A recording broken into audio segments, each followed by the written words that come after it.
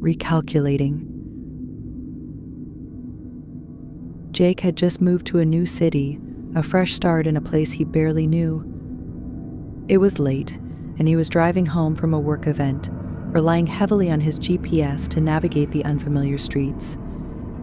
The device's calm, mechanical voice guided him through the winding roads of the quiet suburban neighborhood. Jake followed the directions without thinking, trusting the system. But as the minutes ticked by, he began to feel uneasy. The roads seemed unfamiliar, and despite following the instructions, it felt as if he were driving in circles.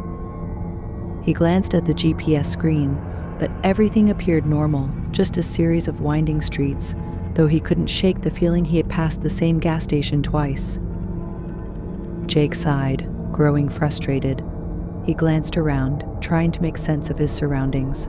Nothing looked right. The streets were deserted, and the streetlights flickered ominously, casting long shadows across the empty road. Suddenly, the GPS announced, in 500 feet, "Make a U-turn." Jake frowned. A U-turn? He hadn't missed any turns. He decided to ignore it and kept driving straight, but the device chimed in again, this time more insistent. "Make a U-turn now." The voice seemed off, almost amused. Jake's grip tightened on the steering wheel, glancing nervously at the screen. Without warning, the GPS blurted out, "You have arrived."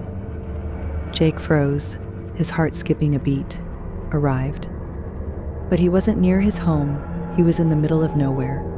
There were no houses, no signs of life, just endless roads stretching into the darkness. Before he could react, he felt the unmistakable sensation of being watched. Slowly, hesitantly, he glanced up at the rearview mirror. His blood ran cold.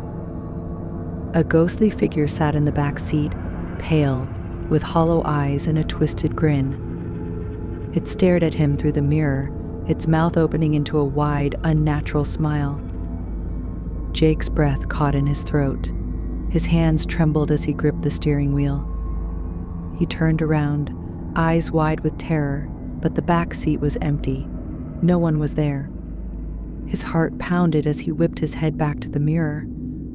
The figure was gone, but the seat where it had sat was still imprinted, like someone had been sitting there moments ago. Then, the GPS spoke again, but this time it wasn't giving directions. A soft, eerie laugh echoed through the car.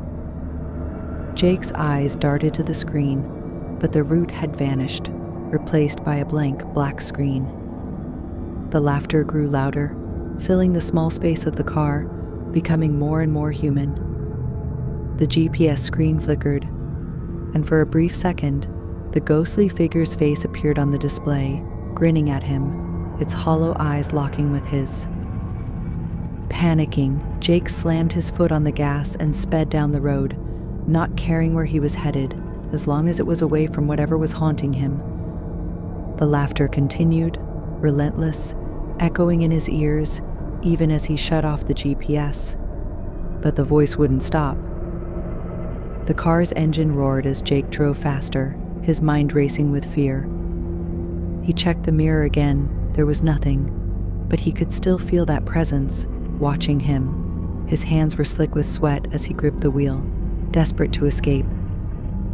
Suddenly, the car jerked to a stop, as if it had hit an invisible wall. The engine sputtered and died, plunging Jake into silence. He sat there breathless, staring out into the darkness, his body frozen with terror. And then, from the back seat, he could feel it now, closer than before, its cold breath against his neck. The laughter returned, louder, surrounding him, filling the car until it felt like it was suffocating him. With a shaky hand, Jake reached for the door handle, but before he could pull it, the GPS chimed in one last time, recalculating. Then, everything went black. No one ever found Jake or his car. The only trace left behind was his phone, abandoned on the roadside, the GPS screen frozen on the words, "You have arrived."